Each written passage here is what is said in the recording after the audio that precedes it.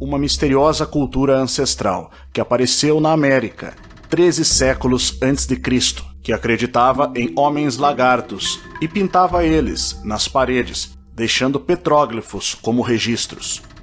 Um povo que 2.500 anos depois de surgir, ou seja, por volta do ano 1200, precisou morar em casas encravadas na montanha e que deixou um mapa de uma escada que levava a uma câmara subterrânea, que retrataram batalhas míticas com seres muito diferentes. Um povo que praticamente todo ufólogo e especialista em arqueoastronomia da América do Norte acredita ter tido contato com alienígenas. Hoje nós vamos conhecer os Anasazi, o povo ancestral. Pelo menos alguns dos seus mistérios.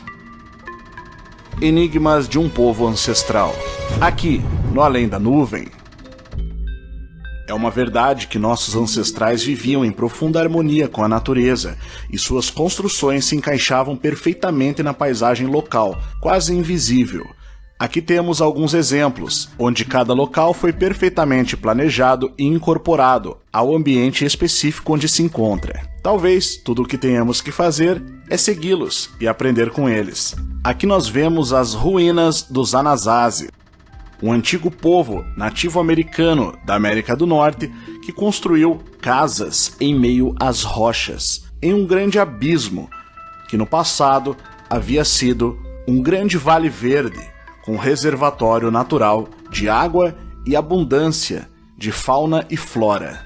As ruínas são impressionantes, casas encravadas nas rochas, bem no meio do paredão. Um paredão que tem mais de 100 metros de altura, e onde viviam dezenas de famílias, que desciam para caçar, subiam e desciam esse enorme paredão de pedras, aprenderam a viver em meio à montanha e construíram suas casas em perfeita harmonia com o ambiente local, que servia tanto de camuflagem quanto de proteção. Os Anasazi eram um povo de baixa estatura. Os homens tinham em média 1,5 metro. Por isso, as entradas das casas são estreitas, o que também servia como uma espécie de proteção natural, sendo mais fácil de fechá-las. E além das construções exteriores das ruínas dos Anasazes, o local tem túneis e labirintos em seu interior. Suas janelas bem posicionadas permitiam avistar inimigos ou perigos, como animais maiores, se aproximando da aldeia a uma grande distância. As construções mesclavam barro, tijolos e grandes pedras, e eram feitas de forma completamente camuflada. Essas antigas imagens do Museu dos Anasazes tentam reconstruir o modo de vida dessa tribo nativo-americana. Hoje sabemos que essa tribo não se denominava Anasazi. Esse nome foi dado pela tribo dos Navarros, que os chamavam de inimigo antigo ou antigo inimigo. Esse é o significado de Anasazi. Então, os Anasazi, na verdade, são referidos como o povo ancestral. Acredita-se que por volta de 1250 d.C., buscando refúgio de alguma ameaça desconhecida, os Anasazi migraram de aldeias abertas para essas habitações quase inacessíveis em meio às rochas. Essas imagens são das ruínas de Mesa Verde, como são chamadas, e elas são consideradas as maiores estruturas arquitetônicas de toda a América do Norte até os anos 1700. Somente após os anos 1700, os colonizadores ingleses construíram obras arquitetônicas maiores do que a Mesa Verde dos Anasazi. Então, elas foram simplesmente as maiores estruturas de toda a América do Norte até os anos de 1700, e os Anasazi habitavam a região do Four Corners, território que divide os atuais estados de Utah, Colorado, Arizona e Novo México. Em julho de 2003, a revista Smithsoniana, que pertence à instituição Smithsoniana, que é responsável por ditar a versão oficial da história ou pelo menos costuma ser conhecida e denunciada por isso, escreveu que perto do final do século XIII, algum evento cataclísmico forçou os Anasazi a fugir daquelas casas nos penhascos e de sua terra natal, e a se mover para o sul e leste em direção ao Rio Grande e ao Little Colorado River. O que aconteceu foi o maior quebra-cabeça enfrentado pelos arqueólogos que estudam a cultura antiga. Os índios Pueblo de hoje têm histórias orais sobre a migração do seu povo, mas os detalhes dessas histórias permanecem segredos muito bem guardados. Na última década, no entanto, os arqueólogos extraíram das ruínas intocadas novos entendimentos sobre por que os Anasazi partiram, e a imagem que emerge é sombria, inclui violência e guerra, e até mesmo canibalismo entre os próprios Anasazi. Após cerca de 1200 d.C., algo muito desagradável aconteceu, disse o arqueólogo Stephen Lexon, da Universidade do Colorado. Um terror desconhecido obrigou os Anasazi a ocupar moradias vertiginosas em penhascos. Mas existem outros mistérios, muito mais intrigantes e interessantes, sobre os Anasazi. Procurando locais antigos desse povo em Utah, o guia Vaughan Hadenfeld, que aparece apontando, e o autor David Roberts encontraram um petróglifo raro de uma escada usada para entrar em uma câmara subterrânea chamada de Kiva. O acesso seria pelo telhado.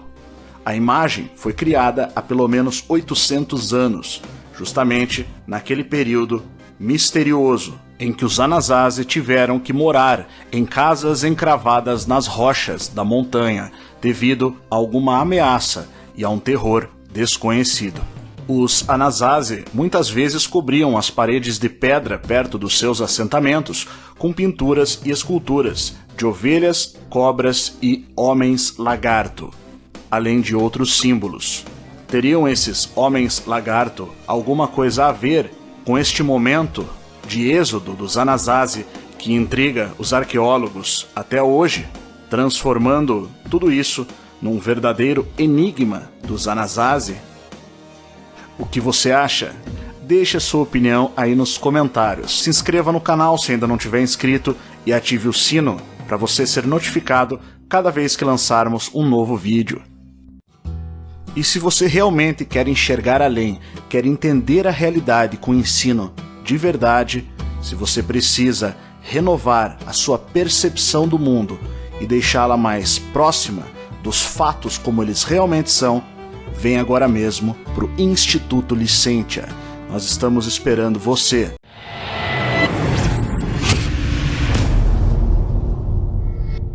E hoje eu vou falar de um assunto muito interessante. Você já deve ter ouvido falar do filme Um Drink no Inferno, de 1996, roteiro escrito por Quentin Tarantino, famoso e polêmico diretor de cinema, responsável aí por obras como Pulp Fiction ou Kill Bill. O que nem todo mundo sabe é que em 2014 o Netflix lançou a versão série de Um Drink no Inferno. E há algumas diferenças, especialmente no que é um vampiro. Um vampiro em Um Drink no Inferno é descrito como seres reptilianos que assumem a forma humana e se alimentam de sangue ou carne humana. E se eu te contar que existe um lugar no Peru chamado Chavin de Huantar, que pode ser, assim como na série Um Drink no Inferno, um portal para o mundo subterrâneo, para o acesso a criaturas consideradas, digamos assim, míticas. A série Um Drink no Inferno traz uma narrativa muito interessante quando os irmãos Gecko, ladrões de banco, resolvem fugir para o México e encontram na fronteira um bar que possui muitas referências às cobras. O fato é que existe um cartel, uma facção criminosa chamada Los Culebras, que estaria envolvido aí com alguns fenômenos bizarros, alguns desaparecimentos, além do narcotráfico, e também com criaturas que assumem a forma de cobra. Então, os vampiros em Um Drink no Inferno, a série, não são os clássicos vampiros no estilo Drácula, mas sim ofídeos, ou cobras venenosas que assumem a forma humana, podendo se transformar. São shapeshifters, são reptilianos que se disfarçam de seres humanos. O bar Titty Twister fica no México, próximo à fronteira com os Estados Unidos, e é lá que se desenrola a maior parte da trama.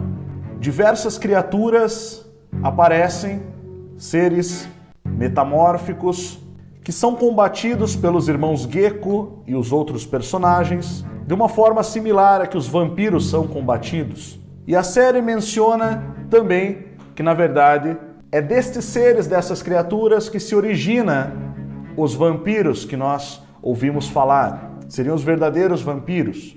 Na imagem você vê os irmãos Gecko prontos para uma batalha, um deles utilizando uma estaca. Criaturas mitológicas dos Olmecas, dos povos pré-incaicos anteriores aos Incas, também são relatadas na série e aparecem no decorrer dos episódios. E diversas criaturas diferentes, mas todas com essas características: homem, cobra, com presas similares às dos vampiros, aparecem no decorrer da história.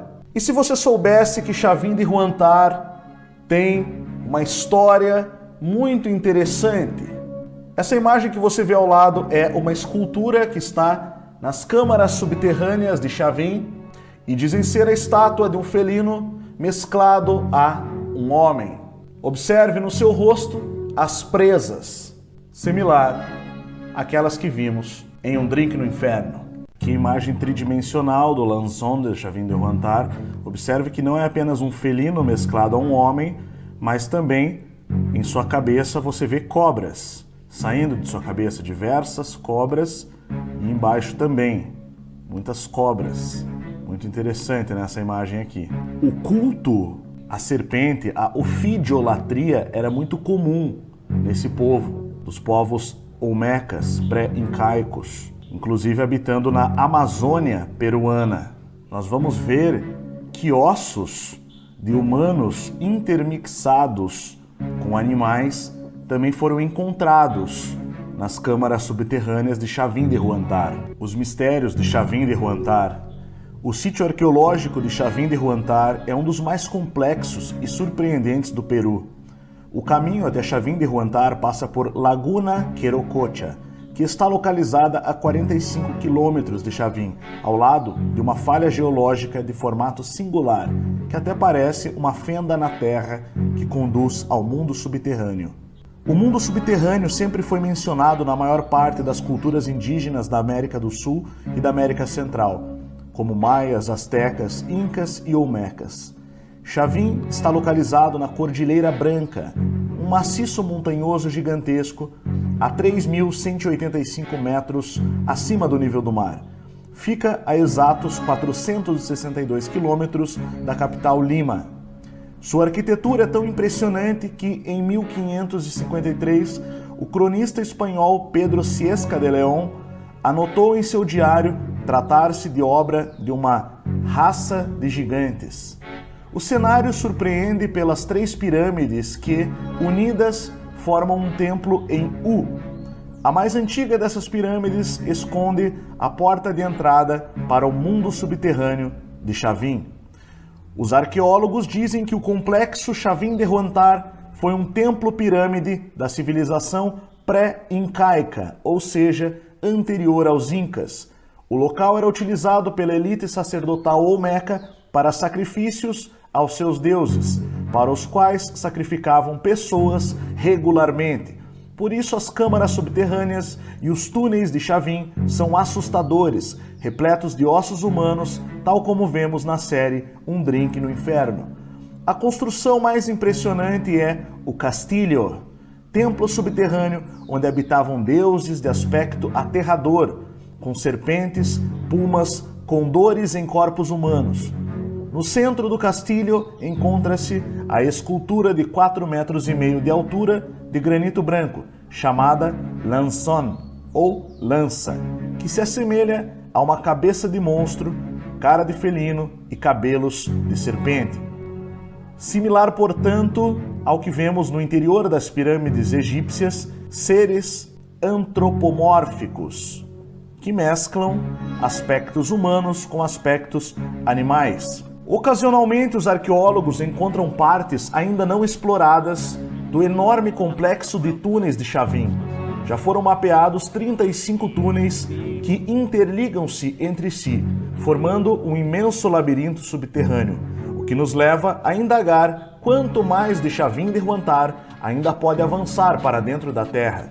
Homem sorridente com presas de felino. O homem jaguar, esta figura sobrenatural, parece ser feita para causar terror aos visitantes. Acredita-se que ele simbolize a fecundidade da Terra, marcando a localização do universo na cosmologia Chavin. Em 2011, uma equipe de arqueólogos peruanos e americanos descobriu outra rede de túneis 7 metros abaixo da estátua Lanzón monolítico. Esta nova rede se estende por mais de 550 metros. Em um local perto de Chavin, muito recentemente, em 2013, foi encontrado um outro templo desconhecido, que estava completamente enterrado, o Oráculo de Congona, também com 3.000 anos de idade e também contendo um sistema de câmaras subterrâneas onde há figuras de serpentes, felinos e aves. É um santuário estrategicamente situado na parte alta de um vale agrícola. Estamos falando de estruturas muito bem talhadas, onde se adivinhava o destino dos antigos habitantes, disse o arqueólogo Walter Alva, que dirigiu um empreendimento arqueológico. Isso é muito interessante. Voltando a Chavin de Huantar, estima-se que apenas 15 a 20% de todo o complexo de túneis e labirintos tenha sido explorado. Parte deste com o uso de robôs equipados com câmeras e sistemas de iluminação. 15 a 20% é o que estimam os arqueólogos. O percentual do templo de Chavin que permanece desconhecido pode ser muito maior do que isso, é claro. Arqueólogos encontraram inúmeros esqueletos humanos no labirinto subterrâneo, todos sem cabeça. Muitos ossos quebrados e ossos humanos intermixados com ossos animais. Ainda hoje as pessoas procuram se afastar de Chavin durante a noite. Dizem escutar estranhos sons provenientes dos labirintos. É possível escutar, dentro dos túneis, uma pessoa conversando do lado de fora, como se ela estivesse ao seu lado. Chavin de Huantar está repleto de fatos misteriosos que em muito lembram a série Um Drink no Inferno. Os arqueólogos acreditam que as pessoas daquela civilização se reuniam para rituais em Chavin e faziam uso de substâncias alucinógenas, como o cactus de São Pedro. E lá dentro tinham experiências que julgavam ser sobrenaturais. Muito similar também à série Um Drink no Inferno, onde o local em que se desenrola a trama parece brincar com a mente das pessoas quando eles adentram no subterrâneo daquele bar fictício. Expedições já desapareceram completamente em Chavin em tempos passados, ao tentar acessar locais fechados que estavam ainda inexplorados, bem como pessoas morreram no local. Em certa ocasião, 2 crianças que tentaram entrar sozinhas em Chavin desapareceram e posteriormente seus corpos foram encontrados repletos de picadas de ofídeos ou cobras. Tal então os artefatos de Quimbaya, será que existiram aviões há mais de 1000 anos? Os artefatos de Quimbaya encontrados na Colômbia são objetos de ouro, feitos pela cultura Quimbaya. O conjunto dessas figuras, medindo de 5 a 7,5 centímetros cada, são descritas na arqueologia tradicional como retratações de pássaros e estão presentes no Museu do Ouro, em Bogotá. Ok, nós até podemos dizer que uma ou outra imagem assemelha-se a algum animal, como essas aqui que nós vemos agora. Essa de cima até parece ser um dragão, ou algo do tipo. Mas e essa daqui? O que você acha disso? Deixe sua opinião nos comentários. Bom, se aquilo era um foguete, então deveriam ter astronautas, certo? Bom, eu desconheço a fonte original desse astronauta que você está vendo. Se alguém souber, pode deixar nos comentários. Mas eu recebi a informação que se trata de uma escultura de mais de 3.000 anos na Capadócia. Que tal esse aqui? Esse é o astronauta de Palenque. No ano de 683, no auge da civilização maia, havia uma grande cidade no meio da selva governada por um rei chamado Pakal, que viveu até a idade avançada de 80 anos. Sob seu governo, a cidade hoje conhecida como Palenque, cujo nome maia era Baak Lakamha, floresceu e imensos monumentos foram construídos. Entre eles, uma estrutura piramidal chamada Templo das Inscrições, que os arqueólogos descobriram na década de 50. E o que os arqueólogos encontraram dentro desse templo era surpreendente. Um sarcófago com cerca de 4 metros de comprimento, 2 metros de largura e 1 metro de altura, coberto por uma placa de pedra gigantesca, que você está vendo agora no centro da tela. A título de informação, esse é o Templo das Inscrições, onde foi encontrada a pedra com a imagem do astronauta de Palenque, pesando mais de 1 tonelada, que protegia e adornava o túmulo do rei Pakal. Na superfície dessa laje encontraram uma ilustração curiosa, que desde sua descoberta tem sido centro de controvérsia e interpretada de formas muito distintas.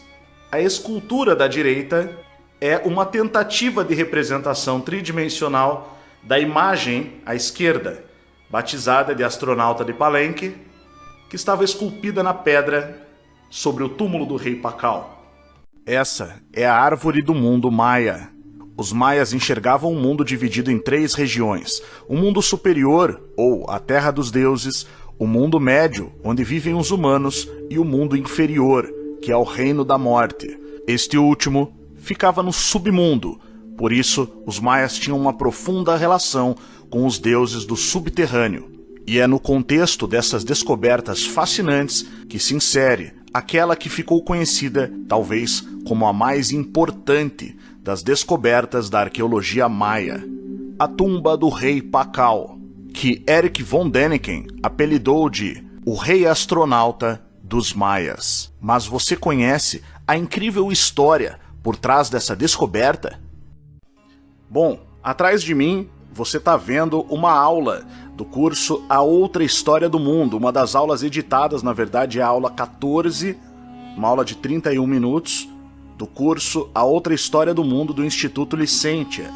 Para quem não aproveitou a promoção de lançamento, que tinha um preço bem abaixo, você ainda pode adquirir o curso no valor intermediário, que é como nós avisamos, até para ser justo, né, com quem apoiou esse trabalho desde o início. Então aproveita lá, se você tem interesse de fazer esse curso.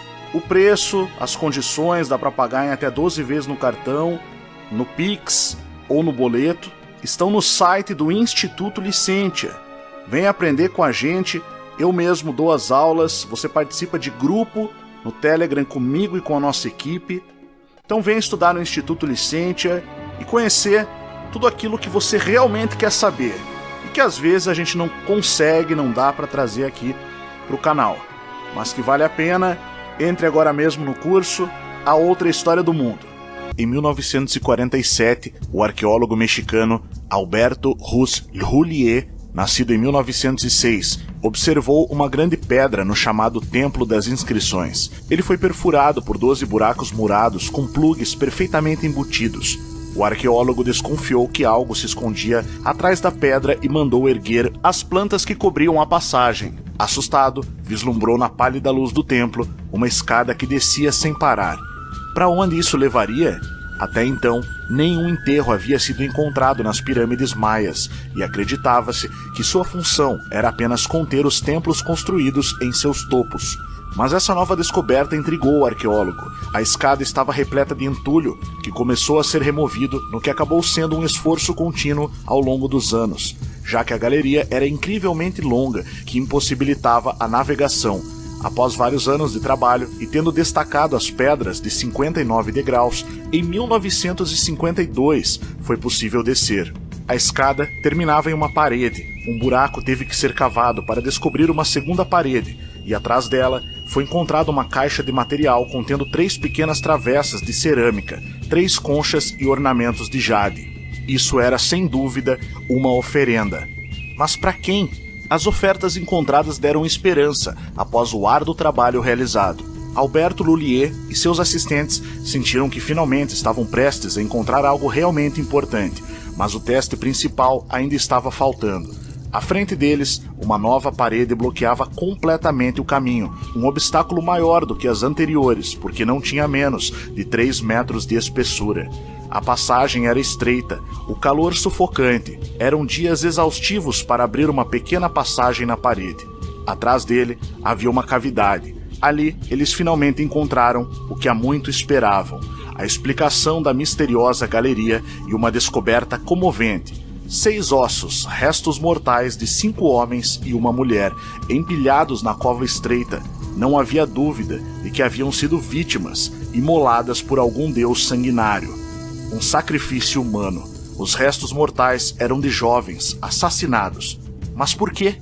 Mais tarde, saber-se-ia que era uma das muitas oferendas feitas e que esta misteriosa cidade tinha o costume de imolar as pessoas, cujo sangue era oferecido para apaziguar os deuses. Um novo bloco de pedra bloqueou os investigadores, mas não era hora de ceder ao desânimo quando você estava tão perto do sucesso. O arqueólogo conseguiu abrir uma nova passagem na pedra monolítica. Olhando pela abertura, o explorador não podia acreditar em seus olhos. Como Carter, o egiptólogo, diante da tumba de Tutankhamon, ele poderia ter exclamado: "Vejo coisas maravilhosas", pois também ele observou um espetáculo fantástico. Uma grande cripta, com paredes totalmente forradas de baixos relevos, cujo centro era ocupado por um monumento de pedra esculpida. O arqueólogo mexicano expressou: "Você poderia dizer que era uma grande caverna mágica esculpida em gelo, com paredes brilhantes que brilhavam como cristais de neve. Delicados festões de estalactites pendiam como cordões de cortinas, e as estalagmites no chão pareciam lampejos de luz de uma grande vela." As formações calcárias formadas ao longo dos séculos acima da gruta deram ao complexo um aspecto mágico e irreal. Fazendo um grande esforço, eles conseguiram fazer o monólito girar sobre si mesmo. Naquele instante em que conseguiram penetrar, por fim, no santuário, a excitação atingiu o auge. A sala media 9 metros por 3. 9 personagens de estuque estavam representados nela. Os 9 senhores da noite, reis do mundo infernal dos antigos maias. Espalhadas, haviam numerosas oferendas, bem como 2 maravilhosas cabeças de estuque, cobertas de abundante cabeleira, amarradas com fitas e adornadas com flores secas de nenúfares. Sem dúvida, o mais extraordinário era o grande monumento que ocupava todo o centro do lugar, um enorme bloco de pedra que devia pesar cerca de 20 toneladas e cuja superfície estava coberta por uma laje finamente esculpida. Nesta cripta funerária foi encontrada uma lápide, em pedra de 5 toneladas, com magníficos entalhes, colocada sobre um sarcófago. Em todas as paredes havia relevos esculturais representando os 9 senhores da noite, reverenciados pelos maias. Dentro do sarcófago, Roulier descobriu os restos mortais de um homem alto, que morreu na casa dos 40 anos. Seu corpo e rosto estavam cobertos de joia de jade, que contrastavam com o forro vermelho da tumba. Enormemente luxuosa era a máscara funerária, feita de mosaico de jade, com curiosas incrustações de obsidiana e madrepérola nos olhos. As esculturas na lápide do sarcófago não representam um astronauta em uma cápsula espacial, como Erich von Däniken afirma em sua obra Memórias do Futuro, mas constituem um símbolo valioso do trânsito da alma para o reino dos mortos. E mais especificamente, eles descrevem a transformação de um chefe maia em um deus. No meio da laje estava a pintura de um jovem, enfeitado com grande riqueza, que se rodeava de exuberante decoração, sinais sagrados e hieróglifos que por si só já eram quebra-cabeças suficientes para o descobridor desvendar. Eles se perguntaram: como mexer? Trabalharam em pouquíssimo espaço, sob um calor insuportável, numa cripta de ar rarefeito e sufocante. Conseguiram movê-la com macacos de carros fixados em blocos de madeira, e diante de seus olhos descobriram uma nova laje, um novo obstáculo de pedra. Nem é preciso dizer que os maias guardavam zelosamente seus segredos, mas Roulier foi persistente e não desistiu até revelar a última incógnita, a razão central de tanto mistério: um esqueleto cuidadosamente adornado com ricas joias. As roupas com que ele foi enterrado não sobreviveram, apenas fios soltos permaneceram, mas ele estava coberto por belos ornamentos de jade que brilhavam nas sombras da abóbada. O rosto morto estava coberto por uma máscara funerária de jade, obra-prima da arte maia, com olhos feitos de conchas e íris de obsidiana. A expressão facial é tão realista que se pode supor que se trata de um retrato, uma representação. Era o imperador maia Pakal. Pakal foi um Ahau, palavra maia que significa líder, governante, senhor, rei ou rainha, dependendo do indivíduo. Kinich Janab Pakal I, também conhecido como Pakal o Grande, ascendeu ao trono em julho de 615 d.C. e governou até sua morte. Pakal reinou por 68 anos, o quinto período de reinado verificado como o mais longo de qualquer monarca soberano na história, e o mais longo da história mundial por mais de um milênio. Mas ele ficou mundialmente conhecido de fato pela cultura popular devido à sua representação na tampa esculpida sobre o seu sarcófago. A arqueologia independente alternativa especulou que se tratava de uma nave espacial, devido às suas características. A arqueologia oficial, como já foi dito, afirma que se trata da viagem da alma de Pakal para o mundo dos mortos. E o arqueólogo Alberto Rus Lurier, que dedicou boa parte de sua vida em desvendar os segredos da pirâmide de Palenque e encontrar o túmulo de Pakal, foi honrado pelo governo mexicano, que permitiu que seus restos mortais descansassem em paz em frente à necrópole, que foi descoberta por ele no sítio maia de Palenque. E ele repousa agora muito perto de onde foi sepultado o Ahau maia Pakal.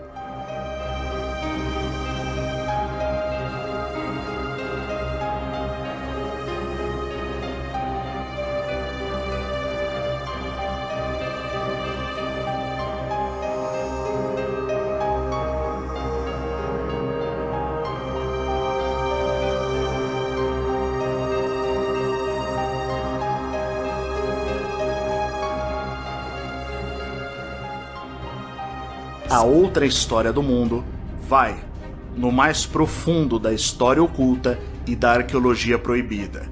Deus, mitos e deuses, a saga dos Elohim, pré-criação do mundo, titãs, gigantes e Nephilim, a mitologia comprovada com evidências, mud fósseis, fósseis de lama e pedra, mud flood, cidades perdidas, soterradas embaixo de lama e terra, Anunnakis e arqueoastronomia, Hiperbórea, o continente perdido, a Grande Tartária, bestas, homens e deuses, a origem mágica das criaturas mitológicas, o dilúvio na tradição de todos os povos, Atlântida, Suméria, Babilônia e Egito, os hebreus, as guerras dos ancestrais, gregos e seus mitos, Monte Meru, Tibete e o Monte Kailash, segredos guardados no interior das montanhas, guerreiras amazonas, Troia e fenícios,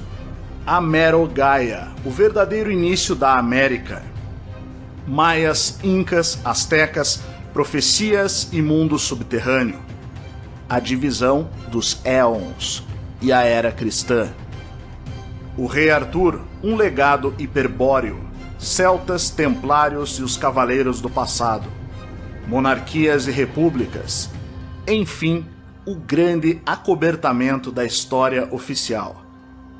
A outra história do mundo.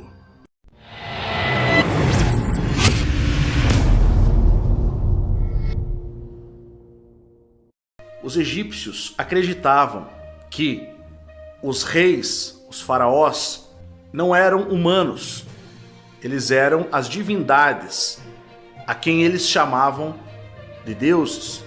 E eles acreditavam que os reis, a família real, tinha o sangue dos deuses, das suas divindades. Nós estudamos, tá, pessoal, a questão do Egito, né? Esse aqui é o livro dos mortos do Antigo Egito. Temos várias pesquisas, inclusive na nossa série do Egito. Vocês já ouviram falar da maldição de Tutankhamon? A maldição de Tutankhamon Deixa eu mostrar uma coisa para você. Eu vou aproveitar a ocasião e vou ler um trecho da nossa pesquisa aqui, tá? Que foi uma pesquisa que a Rô que fez, inclusive. Para quem não sabe, em 1923, um grupo de pesquisadores comemorou a descoberta da tumba de um faraó com mais de 3.000 anos de existência, o jovem Tutankhamon, que teve sua múmia encontrada ao lado de artefatos em ouro, bacias cheias de grão e uma inscrição egípcia prometendo que a morte afligiria todo aquele que viesse a perturbar o sono do faraó. Será que essa maldição atingiu aqueles que ignoraram esse aviso? Um aviso de silêncio? Você está vendo agora uma adaga que foi encontrada na tumba do Tutankhamon. Tutankhamon tinha alguns defeitos congênitos, alguns defeitos físicos. Por quê? Porque as dinastias reais egípcias, como eu disse, costumavam preservar a linhagem de sangue, porque eles acreditavam, ou afirmavam, ou sabiam que eles não eram humanos, que eles eram descendentes de outros seres, que vieram de outro lugar. Uma evidência é essa adaga que você está vendo. Ela foi feita com metal extraterrestre. Sim, a ciência afirma que o metal desta adaga só pode ter vindo de um meteoro. Digamos que os chamados deuses do Egito, como eram chamados, esse conceito era o conceito praticado pelos egípcios na época, e eles acreditavam de fato, assim como os maias, os incas, os astecas, também acreditavam que haviam sido divindades que fundaram aqueles impérios. E no caso do Egito, havia essa família real que governava.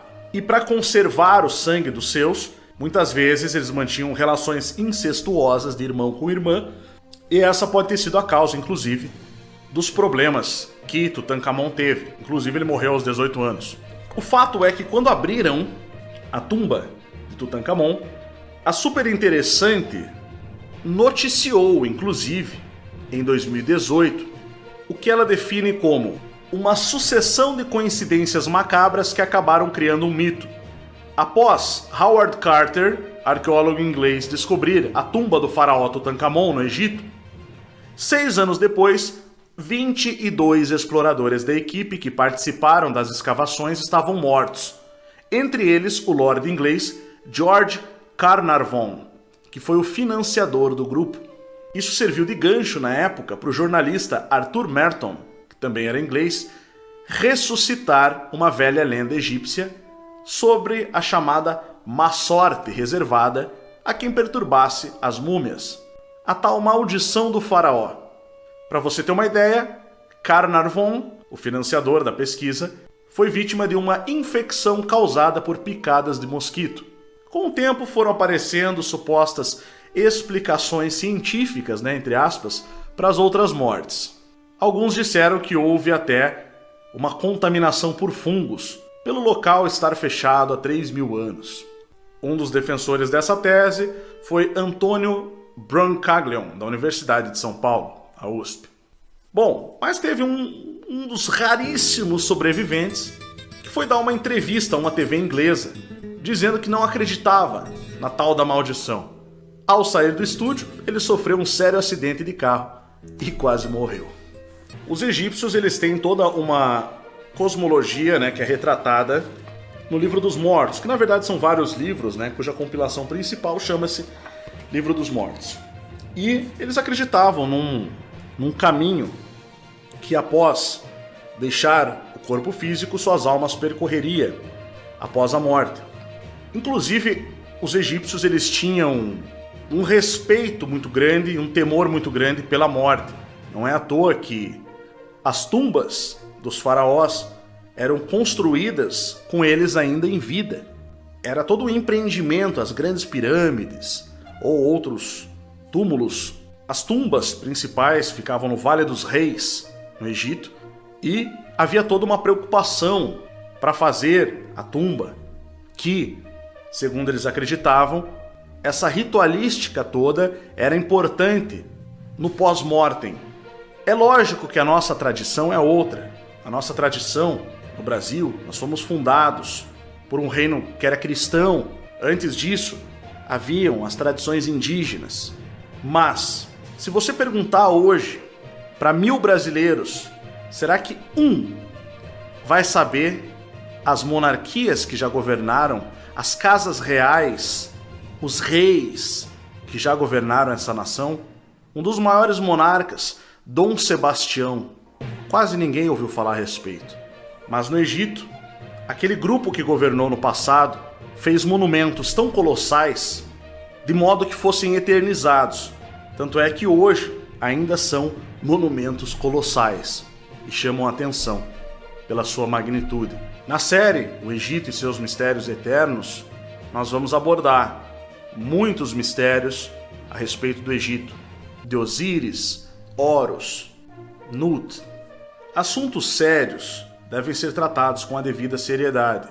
E o fato é que é certo que o país das grandes pirâmides no deserto aguça a nossa imaginação para desvendar que grandes mistérios estão por trás daqueles incríveis monumentos, cujo alinhamento astronômico com a constelação de Órion tornam sua arquitetura ainda mais fantástica. Que povo foi esse que habitou as terras às margens do Nilo e quais conhecimentos perdidos podem ser descobertos? Acredito que a melhor forma de conhecer os mitos de um povo, ou seja, as histórias que descrevem a sua tradição, é começarmos pela sua cosmogonia, a origem do universo e o modelo de cosmologia que os egípcios acreditavam. Os pesquisadores afirmam que haviam algumas diferenças sutis entre as variadas regiões do Egito no que se refere à origem da Terra, mas de modo geral são muito semelhantes, atribuindo a seres realmente colossais, os quais os egípcios chamavam de deuses, toda a criação e origem da Terra. Para se ter uma ideia, o campo magnético, que para os egípcios continha as estrelas, era a divindade Nut. Cabe aqui notar o hieróglifo de Akhet, que parece colocar o mundo em uma cratera. Para os egípcios, a terra, o mar, o sol, o céu e o ar eram divindades, e foram assim retratados. De fato, gigantes são descritos regularmente em diversos hieróglifos egípcios, sendo que muitos acreditam que o Antigo Egito foi habitado por uma raça de gigantes. As sepulturas encontradas no norte do Egito, que datam de muito antes do início das dinastias dos faraós, tinham entradas estranhamente grandes, bem como os restos humanos encontrados também eram, curiosamente, bem maiores do que o da população nativa, como este dedo mumificado de 38 centímetros, fotografado em 1988 pelo fotógrafo suíço Gregory Sporry, ou esses sarcófagos gigantes encontrados dentro da pirâmide de Djoser, que alguns adeptos da arqueoastronomia chegam a afirmar que as misteriosas tumbas gigantes abrigam alienígenas em estado de hibernação.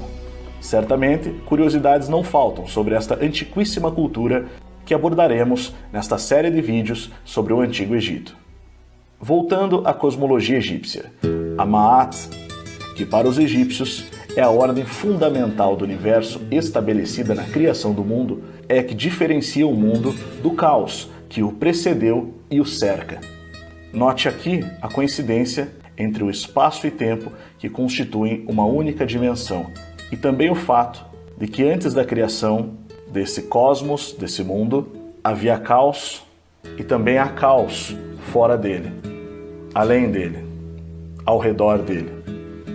A mitologia egípcia, assim como a greco-romana ou a védica, faz muito uso da personificação. A personificação consiste em atribuir características humanas a elementos naturais não humanos, como o céu, o ar ou os oceanos, como se fizesse referência a seres invisíveis que atuam por trás destes elementos naturais, ou talvez a um único ser. A parte da personificação utilizada, podemos tentar traçar um paralelo entre a simbólica da mitologia e seus muitos signos, que são símbolos com significados, com a natureza tal como podemos percebê-la. O fato é que a cosmogonia egípcia descreve um universo vivo, que trata o início da existência de hierarquias celestes e também das sociedades humanas. Trata de uma época em que talvez as regras que regem o nosso cosmo fossem outras, onde homens e deuses, com D minúsculo, podem ter coexistido. uma época, digamos, antes de Elohim colocar ordem na Terra.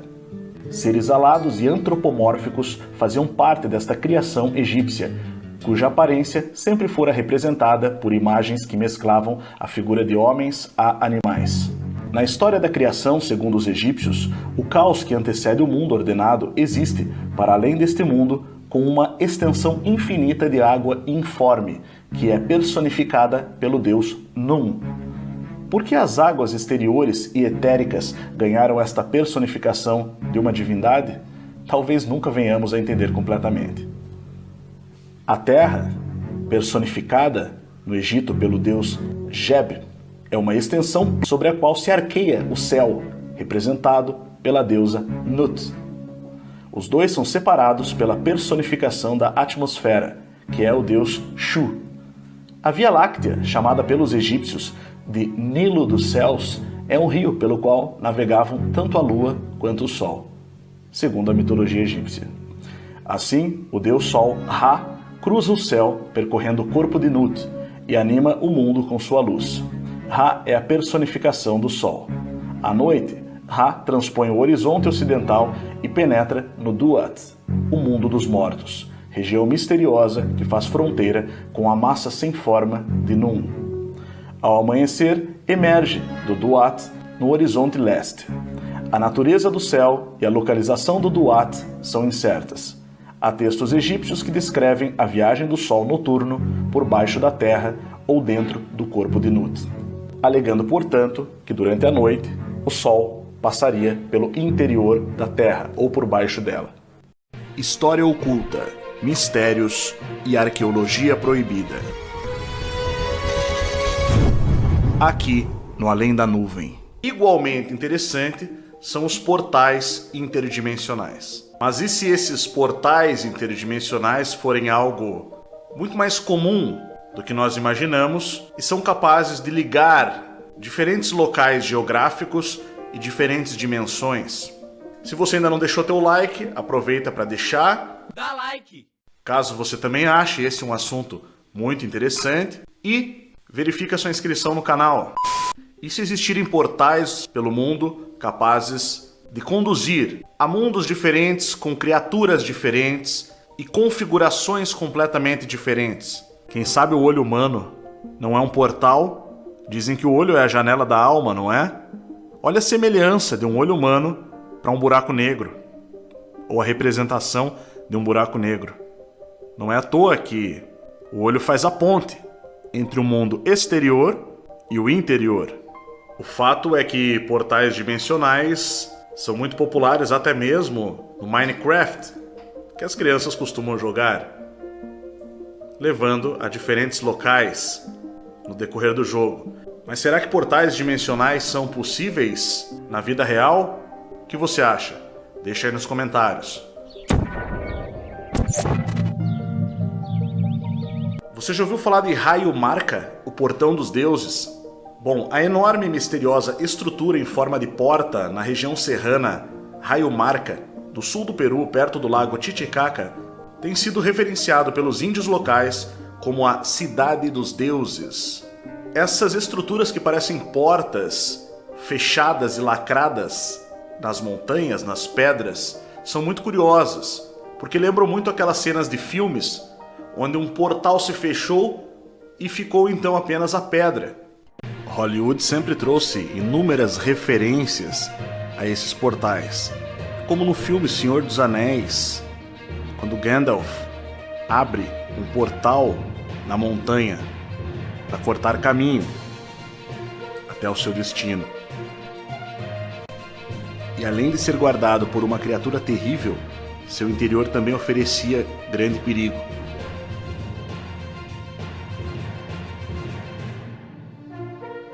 Crônicas de Nárnia, de C.S. Lewis, também retrata um mundo de fantasia, ou diferente, digamos assim, após atravessar um portal, que nesse caso está dentro de um armário, que leva ao mundo de Nárnia. Embora nenhuma cidade real tenha sido descoberta, a área remota é conhecida como Vale dos Espíritos ou Floresta de Pedra, feita de estranhas formações rochosas que se assemelham a animais, seres, edifícios, dinossauros e estruturas artificiais. Raio Marca é especialmente interessante porque os céticos parecem negar a importância desse sítio arqueológico veementemente, apesar das evidências de ruínas antigas e uma história muito interessante. O que será que teve nesse local? O que será que houve? O que será que existiu aqui no passado? A porta ou Puerta de Rayaco Marca, Portão dos Deuses, foi esculpida em uma rocha natural e mede exatamente 23 metros de altura e largura, com uma entrada no centro que mede pouco menos de 2 metros de altura. E os índios dessa região falam sobre a existência de uma lenda que se refere a uma porta de entrada para a terra dos deuses, onde a pessoa escolhida para passar esse portal poderia se juntar aos seus deuses ou divindades e ter uma nova vida, em uma gloriosa imortalidade. De acordo com as lendas incas, o primeiro príncipe, chamado Aramu-Muru, utilizou essa porta para viajar, abriu o portal utilizando um objeto especial, um disco em formato de sol feito de ouro, que era a chave para ativar essa porta. Esse disco teria caído dos céus para este príncipe. Amaru-Muru utilizou uma vez esta chave e a porta se fechou. Assim o príncipe nunca mais foi visto. E de fato, existe um buraco circular no centro da porta, que teria ativado esse portal. Observe o centro da porta com o buraco do disco. São diversas as referências em monumentos antigos que possuem lendas relacionadas a portais, e muitos deles estavam em templos religiosos do passado, de civilizações antigas e algumas civilizações perdidas, como a Tartária ou mesmo greco-romanas. Agora você está vendo a tumba do rei de Midas, que deu origem à lenda do toque de Midas, aquele que tudo que tocava virava ouro. Compare ela com a Puerta de Rayo Marca que já vimos. Portas em meio às pedras. Houve quem acreditasse que monumentos como as pirâmides eram locais de ativação que provocavam a abertura de portais interdimensionais. E hoje nós vamos falar de uma das teorias mais interessantes da era moderna, que envolve todo um resgate desde a antiguidade de um dos locais mais antigos do mundo, o Iraque. Um berço da civilização muito anterior às civilizações do Egito, Grécia e Roma. Abrigou as dinastias que criaram as cidades de Nínive, Nimrud e Babilônia, do antigo rei Nabucodonosor. Este é o palácio de Saddam Hussein. Saddam Hussein, aliás, era fascinado por Nabucodonosor, obcecado por ele. Nós vemos aqui no site Aventura na História essa interessante reportagem que fala sobre a obsessão de Saddam Hussein pela Babilônia, a qual tentou reconstruir em 1986, e também por Nabucodonosor. E a história que nós vamos falar hoje é muito interessante porque é sobre o Stargate de Bagdá. Então, se você sabe que esse é um assunto interessante, deixa seu like, verifica sua inscrição e bora pro vídeo. A existência de portais interdimensionais, os chamados Stargates, é um dos maiores paradigmas aí da humanidade.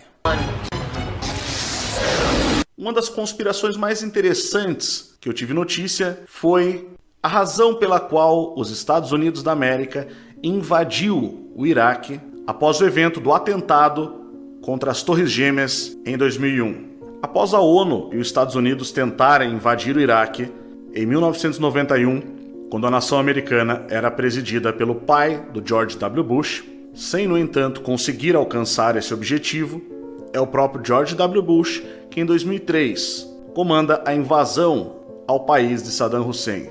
O curioso é que, após uma rápida investida e invasão, o primeiro lugar ocupado pelas tropas americanas foi nada mais nada menos que o Museu Nacional na cidade de Bagdá. É evidente que o Museu de Bagdá abriga grandes obras da civilização suméria, Babilônia, entre outras. As tropas americanas então tomam conta do grande Museu de Bagdá. Há rumores que em 1920 foram encontrados 2 Stargates, 2 monumentos sumérios que permitiam essas viagens por meio de portais. Você está vendo agora uma patente registrada em 2003 de um gerador de vórtex magnético de buracos de minhoca, que, segundo a patente, serve para fazer exatamente isso: promover a abertura de vórtices para Stargates.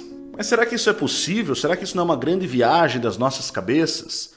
Bom, no vídeo anterior eu contei a história da Batalha nos Céus de Nuremberg, de 1561, onde ao final dessa batalha, entre 2 tipos de objetos voadores não identificados, que foi noticiado e documentado no jornal local, o Nuremberg Gazette, ao final dessa batalha, 2 tipos de objetos voadores não identificados haviam fugido para o Sol ao perder a batalha: os em forma de cilindro e os em forma de esfera. Agora olha que interessante essa imagem aqui. Você está vendo agora o chamado Prato de Loladov, do Nepal. A verdade é que essas evidências desapareceram. Esses são os discos ou pedras de Dropa, que teria sido um povo que habitou entre a fronteira da China com o Tibete e foram encontradas em 1938 pelo arqueólogo Dr. Kiputei. Algumas dessas pedras foram fotografadas e documentadas, mas depois da Revolução Comunista Chinesa, que destruiu boa parte da cultura local, nós não podemos afirmar se elas ainda existem. De qualquer modo, é interessante o desenho aqui representado. Observe esta imagem aqui. Você tem o Sol e uma espiral saindo pelo Sol, onde você tem uma espécie de disco, que pode representar um OVNI, e aqui um ser com uma cabeça muito grande, que pode representar um ser de origem extraterrena, ou quem sabe uma raça de pigmeus que andavam de disco voador através do Sol, não sei. O interessante aqui é que o Sol é descrito como um Stargate, um portal. Lembrando que as religiões solares sempre faziam referência ao Sol. Diversas religiões solares faziam adorações pagãs ao Sol no passado. Mas vamos voltar agora para o Stargate de Bagdá. Deixe sua opinião nos comentários. Você acha que isso é uma possibilidade real ou apenas uma viagem da internet? Só a título de informação, esse mapa é o mapa original da antiga cidade de Bagdá, uma cidade redonda às margens do rio Tigre. Aqui nós estamos vendo a planta da cidade, olha que interessante. Fundada no ano de 762 pelo califa Al-Mansur. É evidente que o Iraque, Bagdá, Suméria, Babilônia sempre foi um local com bastante misticismo. O próprio Saddam Hussein, que é visto como um ditador, poucos conhecem esse seu lado fascinado pela antiga Babilônia. De fato, Saddam Hussein tentou reconstruir a capital da Babilônia, que fica a cerca de 100 quilômetros de Bagdá. Algumas reportagens dizem, inclusive, que Saddam Hussein acreditava ser a reencarnação do rei Nabucodonosor. Ele tinha uma obsessão muito grande, que ao reconstruir determinados palácios, ele pedia para grafar seu nome junto ao nome do antigo monarca Nabucodonosor. A teoria que estamos trazendo à tona diz que o objetivo central da guerra, da invasão ao Iraque, era deter o controle de alguns segredos guardados em Bagdá, como os Stargates sumérios. É alegado que esses Stargates foram cercados na chamada Zona Verde, que era como era chamada a área mais protegida pelo exército americano, que, adivinha só, incluía também o museu e os palácios de Saddam Hussein. O investigador mitológico William Henry, que na época da Guerra do Iraque, por volta de 2003, já pesquisava sobre isso desde 1991, disse as seguintes palavras: "É bem sabido que o presidente iraquiano Saddam Hussein acreditava ser Nabucodonosor, gastando mais de 500 milhões de dólares durante a década de 80 para a reconstrução e o restabelecimento da antiga Babilônia, a capital de Nabucodonosor. Mais de 60 milhões de tijolos foram feitos para colocar nas muralhas da Babilônia, cada um gravado com a inscrição: para o rei Nabucodonosor durante o reinado de Saddam Hussein." Segundo essa teoria, as guerras do Golfo, ambas a primeira e a invasão ao Iraque, não tiveram nada a ver com as armas de destruição em massa, os atentados, o 11 do mês 9 de 2001, ou o petróleo, ou a ridícula desculpa esfarrapada da expansão da democracia, mas sim de impedir que Saddam Hussein explorasse a tecnologia suméria para benefício próprio, além, é claro, de capturar os portais que estivessem sob o domínio do ditador iraquiano. Bom, como vimos, as tropas americanas foram então rapidamente invadindo o Museu Nacional. Aqui ao lado você vê um soldado americano arrombando uma entrada para uma câmara secreta que havia sido descoberta no interior daquele museu. Você está vendo aqui um dos artefatos que foram pilhados do museu do Iraque. Você consegue perceber a riqueza das informações que foram perdidas? Bom, nós estamos vendo aqui uma notícia de 2003, na época da invasão da Husters, que foi noticiada pelo UOL. Reportagem de Hassan Hafid. Saqueadores invadiram o Museu de Antiguidades de Bagdá, pilhando tesouros que datam de milhares de anos ao início da civilização na Mesopotâmia. Os funcionários culparam as tropas americanas por não protegerem os tesouros.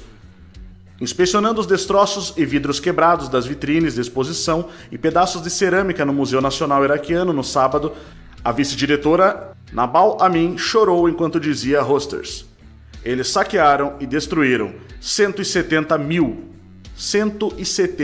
mil itens de antiguidade que datam de milhares de anos. Valem bilhões de dólares. Ela culpou os soldados americanos que controlam Bagdá desde a queda do regime do presidente Saddam Hussein na quarta-feira, por não prestarem atenção aos apelos da equipe do museu para proteger o prédio dos saqueadores que chegaram na sexta-feira.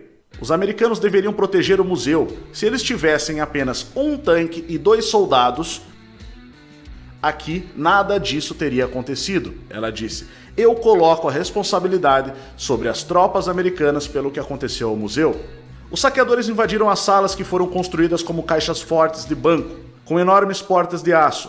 O chão do museu estava repleto de portas amassadas, janelas quebradas e documentos e livros jogados por toda parte. E ela ainda disse: assim que eu vi os soldados americanos perto do museu, eu pedi a eles que protegessem o prédio, mas no segundo dia os saqueadores vieram e roubaram ou destruíram todas as antiguidades. O museu abriga objetos da antiga Babilônia e de Nínive, estátuas sumérias, objetos assírios e tabuletas de cerca de 5.000 anos que podem conter a escrita mais antiga do mundo. Há ainda braceletes de ouro e prata e cerâmicas do cemitério de Ur. Curiosamente, o local não foi destruído, nem na Primeira Guerra do Golfo e nem na Segunda. Como que tivesse sido poupado. E aí, o que você acha? Deixe sua opinião nos comentários. Nessa ação relacionada a Bagdá, ok, dizem que saqueadores invadiram, mas podem ser também mercenários e podem ser, inclusive, pessoas que tenham sido orientadas em uma ação secreta para saquear determinados itens do museu. Segundo a teoria, o coronel Matthew Bogdanos, o qual estamos vendo agora, precisamente naquele museu teve uma missão muito especial. A missão começou quando o coronel Bogdanos pousou de helicóptero no heliporto do Museu Nacional do Iraque. Sua missão consistia em abrir a câmara secreta, que talvez através de equipamentos de rastreamento eles tenham conseguido encontrar no interior daquele museu. O coronel Bogdanos teria sido o primeiro a abrir aquela câmara, um privilégio similar ao dos arqueólogos quando abrem tumbas dos faraós do Egito. Essas imagens que você está vendo foram tiradas pelas próprias forças militares dos Estados Unidos. Centenas de recipientes como esses que você está vendo, hermeticamente fechados, foram encontrados. Curioso é o fato de que as denúncias apontam ainda que 170 mil itens foram pilhados nessa operação. O mesmo número que tinha sido levado por saqueadores. A imagem que você vê agora é de um zigurat, que foi descoberto no Iraque e imediatamente ocupado pelas tropas americanas. O zigurat é uma construção em forma de templo criada pelos sumérios, que era comum também para os babilônios e assírios, pertinente à época do antigo vale da Mesopotâmia. O formato era o de vários andares construídos um sobre o outro, com o diferencial de cada andar possuir uma área menor do que a plataforma do nível de baixo, sobre o qual foi construído. Na época, os pesquisadores que investigavam essas ações das tropas americanas relacionadas às buscas por tecnologias perdidas sumérias Alegaram que esse zigurate abrigaria em seu interior uma grande arma de destruição em massa das divindades sumérias antigas. Ou talvez até mesmo seria o local em que um dos Stargates do Iraque estaria localizado. Digno de nota também é que foi em Bagdá que foi encontrada a conhecida Bateria de Bagdá, feita com um pequeno vaso de argila, no qual reside um tubo de chapa de cobre com diâmetro aproximado de 2,5 cm por 10 cm de comprimento, e uma base selada por um disco de cobre. Até hoje, sua origem e propósito permanecem obscuros. Será que ela teria alguma coisa a ver com essa tecnologia oculta dos sumérios? O que você acha? Existem ainda na internet, que eu trarei numa próxima ocasião, vídeos de supostos agentes da CIA que seriam especialistas em armas de origem extraterrestre ou desconhecida, afirmando a existência de tais equipamentos. Teoria ou não, o interesse do exército nesses locais ao menos desperta uma ponta de dúvida, até mesmo nos mais céticos. E o que quer que estivesse no seu interior atualmente se encontra no poder do governo dos Estados Unidos. Há uma discrepância muito grande entre os dados sobre o número de mortos na Guerra do Iraque. Os números variam de 174 mil a mais de 600 mil mortes. Nesta invasão, sob o pretexto de encontrar armas de destruição em massa que nunca foram encontradas. Those weapons of mass destruction got to be somewhere. Nope, no weapons over there. E aí, o que você acha desse assunto? O que você acha dessa teoria? Teria algum fundamento? Dê sua opinião nos comentários, é importante para a gente saber. Deixe também sugestões para os próximos vídeos e se você quer se aprofundar nesses temas, Instituto Licentia, porque a verdade importa.